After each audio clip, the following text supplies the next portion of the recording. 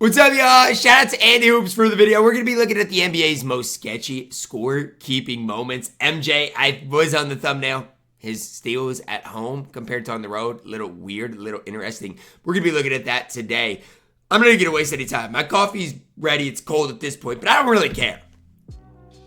When you think of stat padding in the modern day definition, you think of players chasing stats. How did I know he was going to go complete a triple-double or break a record? However, in the past, stat padding was connected to scorekeeping. All NBA games have a scorekeeper on the sideline, manually recording the numbers and stats of every Now with like betting, like you basically, it's looked at pretty heavy. Player. And back then, it wasn't as regulated or precise as it is today. No one really cared if a player was generously given a couple more assists or a couple more steals than they actually got. Look how it cuts to cooking MJ. is a popular term when the stat keepers on the sideline prop up their hometown team by giving their players more stats than they actually deserve. For what reason exactly? Well, maybe it's to make their own players look better on the box scores. Maybe it's to help their guys get more recognition. After all, the scorekeepers are also fans of the team they work for. That's valid. I mean, it's valid. It's to help a certain player win the Defensive Player of the Year award. How's it going, folks? My name's Andy, and today, let's take a look. This is what I want to look at. MJ, some man. extreme instances of stat padding by the scorekeepers. How big can the difference between a player's numbers at home versus on the road actually be? Let's take a look at the evidence. Without further ado, let's get started. Many years ago, the topic of shady record keeping was brought into light in regards to a player we all know of, John Stockton. The career leader in assists and steals, two categories where he currently holds the record, and they will most likely never be broken, because they're so far out of reach.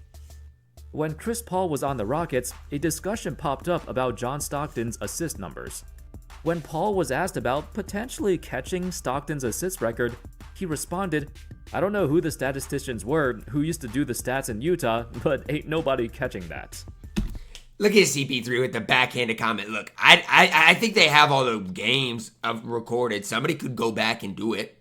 Somebody. I won't be the one to do it, but somebody could. This generated a huge debate, whether or not statisticians, not just in Utah, but across the league, favor the home team when it comes to subjective stats like assists. The official definition of an assist is very vague. It simply is, quote, a pass that leads directly to the basket. It could be interpreted in different ways. That is such a weird, interpretation. Can the player take one dribble or two dribbles before scoring? Would that result in an assist for the guy who passed him the ball? Due to Stockton's gargantuan assist numbers, he was at the center of this controversy. But after several well-researched articles and Reddit posts, it turns out the Jazz statistician was not biased after all. See, I told y'all, whenever CP3 says something, y'all gotta take it with a grain of salt, because you never know. John CP3, Stockton man. averaged 10.9 assists at home and 10.1 on the road, a plus 7.3 difference at home, which is around average. Nowhere near as egregious as some other top assist leaders. In fact, I mean, is there any glaring ones that stare out to you? I mean, Jason Kidd's a little, but that's not even that bad. That's not even that egregious. I don't really see any. Doc Rivers is kind of crazy. Nick Van Exel is kind of crazy, but most of them aren't that crazy. At the time this article came out in 2019, Mark Price. Chris Paul had the exact same difference as Stockton himself. That's funny. Quite a coincidence. Then, this Reddit post adjusted the difference into assists per minute, and Stockton, once again, falls literally smack dab in the middle. Almost every player listed here records more assists at home than on the road, because generally players play better at home. And teams win at home more. For example, let's use John Stockton's 1990-91 season, where he averaged 17 points and 14 assists per game. 14 assists a game is crazy. That was one of the best years of his career, and the Jazz had a 36-5 home record, tied for the best home record. That's what I'm saying. They're going to score more points at home too. But they were only 18-23 on the road. Naturally, it makes sense why Stockton would get more assists at home, because the Jazz were simply a much better team at home. For the most part, this myth of Stockton's total assists being a result of shady scorekeeping has been debunked. However, that doesn't mean this didn't apply to other players. The most egregious example is actually Nick Van Exel, who recorded nearly 25% more assists at This is kind of crazy. 25% is than on the ridiculous. road. It sounds almost unbelievable. Or maybe, could it be he simply plays so much better in front of his home crowd? It could be, though. I mean, you see it all the time. Role players shoot way better at home than on the road. So, I mean... Well, it turns out a former stat keeper admitted he tuned up Van Exel's assists, just to see what he can get away with. Quote, I don't want the numbers to be meaningless, and I felt they were becoming meaningless because of how stats were kept. So, I decided, I'm gonna do this totally immature thing and see what happens. It was childish. In that game where he recorded 23 assists, if you go back and count, he actually only had like 15 or 16. It's hard to fathom. That's crazy. Like, that is insane. In the mid-1990s, adding 8 assists? Stat keeping in the NBA was still not taken that seriously, with former professionals literally admitting they were messing around with the numbers. It makes you wonder how inflated some players' numbers truly were. If there's one way that sports betting has improved the NBA landscape, it's most definitely I was going to say, like, you can't get away with it now. When there's money on the line for the entire sport, the game needs to be accurate with its numbers. Heck, even as recent as the Jaren Jackson conspiracy was, Jaren Jackson was crazy. where the Grizzlies stat keeper was accused of inflating his block numbers, that turned out to be completely false. The NBA cannot risk tarnishing their image like this. Still, it's kinda crazy to think that not too long ago, some scorekeepers were willingly testing the boundaries of their profession and seeing what they can get away with. The next few examples... I mean, if you are a fan of a team and like want your player to win MVP or Defense Player of the Year, it makes sense why you would do talk it. about, however, It wasn't like were illegal a lot or harder anything. to cover up. MJ's On is June ridiculous. 20th, 2024, Tom Haberstroh released the most convincing article in regards to the inconsistent home and away scorekeeping, and it attracted a lot of attention because at the center of this controversy was none other than Michael Jordan. And I mean, look, if it matters in like the GOAT debate, then it's kind of sad. Like, I saw at the end of that, it says, is LeBron chasing the ghost? If somebody has inflated stats, it's sad. It's kind of why people discredit Wilt Chamberlain. 88 Defensive Player of the Year award was called into question when it was discovered his home and away stats for blocks and steals that season were by far the most egregious of any player in NBA history. Since coming into the league in 1984, Jordan had always been known as one of the league's most tenacious defenders, yet the Defensive Player of the Year award has always eluded him. Prior to the start of that season, Jordan made his frustrations known to the public, claiming he was a much better defender than Michael Cooper or Alvin Robertson. So why hasn't he won the award? So then you had to inflate your stats because you couldn't do it naturally. That's kind of sad to me, and I don't hate MJ, but that's just sad. Made this statement to the press. Michael Cooper is great at ball denial, but check his other stats. This league gives defensive awards on reputation. It just teased me off. Dare I say it? It got personal with Jordan. This was enough to rally his supporters, and nobody was a bigger fan of the Bulls than the stat keepers on the sidelines, working for the team. That's what I'm saying, man. That's what I'm saying. The 1987-88 season came along, and along with it, a heavy narrative to support Jordan's case for DPOY. He crushed the voting and won the award by a landslide. Yet, something seemed off. When you dig deeper into the stats, Jordan averaged 4 steals and 2.1 blocks per game at home, but just 2.1 steals and 4 steals at home compared to 2 on the road. This is literally 100% increase. 1.2 blocks basically on the road. 90%. He nearly doubled his averages at home. This is ridiculous. An absurd difference in stats that cannot be ignored. What's even crazier that hasn't been talked about is, before and after his 1988 season, he wasn't even close to winning the award in any other season. In the year prior, he only received 1 first-place vote.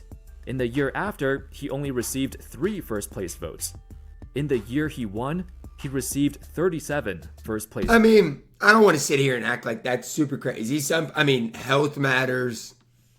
Other players matter. Like, I don't want to say that's that crazy. It almost seemed like there was a collective effort to help him win the award in 1988. an incredibly strong narrative backed by Jordan's relentless desire to be recognized as the NBA's best defender. But yeah, he did want DPOY. Here's a chart that shows he had the largest differential between home and away blocks and steals out of any DPOY. It's funny how he mentioned Alvin Robertson, right? And then he wins it over him, which Alvin Robertson's is crazy too. Ben Wallace's is crazy. Jaren's is crazy. I mean, it is crazy though how inflated that one is compared to the rest. Like it really is. DPOY winner in history. The most damning evidence came when you examined a box score on February 15th, 1988. The official box score for this game indicates the Hawks had 10 turnovers, and the Bulls as a team registered 10 steals. That doesn't make sense though, because in order for that to happen, the Hawks would not have committed a single dead ball turnover, meaning turnovers resulting from things like shot clock violations, or travels, or offensive fouls, or throwing the ball out of bounds. I mean, that could happen though, no? This box score indicates that every turnover they had was because the Bulls stole the ball. Except when you watch the game, there were several dead ball turnovers, including a 24-second violation. It would have been impossible for every Hawks turnover to be caused by a Bulls steal. Yeah, they went back and watched the game.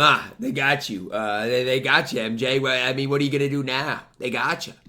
Upon closer examination, Jordan, who officially recorded 5 steals in that game, actually only had 2. There's also this video, posted by the NBA YouTube channel itself, that showed highlights of Jordan's infamous game where he recorded 10 steals. Except, if you go through this video, there's only 7 actual steals. That's crazy that the NBA posted that. This game happened in, of course, 1988. Again. While Jordan's controversial steal and block numbers became the center of attention, the bias of home court stat keepers extends beyond just Jordan. Hakeem's blocks or what? A couple years later, in the 1989-90 season, Hakeem Olajuwon recorded the most absurd stat-stuffing season you'll ever see. 4.6 blocks and 2.1 steals per game. Dog, 6.7 stocks? Now, in hindsight, nobody's gonna question the validity of Hakeem's numbers. I mean, the dude is arguably the greatest defender in NBA history. That's ridiculous. With a deeper investigation, however, Hakeem's home and away numbers are just kind of insane. An absurd 5.7 Come on, man. blocks Come on. 2 more blocks a game at home versus 3.5 blocks on the road. Can you imagine a player averaging nearly 6 blocks per game at home? And I mean, maybe the home crowd gives him energy. I don't know. Like, I've mentioned John Stockton and his untouchable assist and steal numbers. But Hakeem's block numbers might be even more untouchable. He finished his career with 3,830 regular season blocks.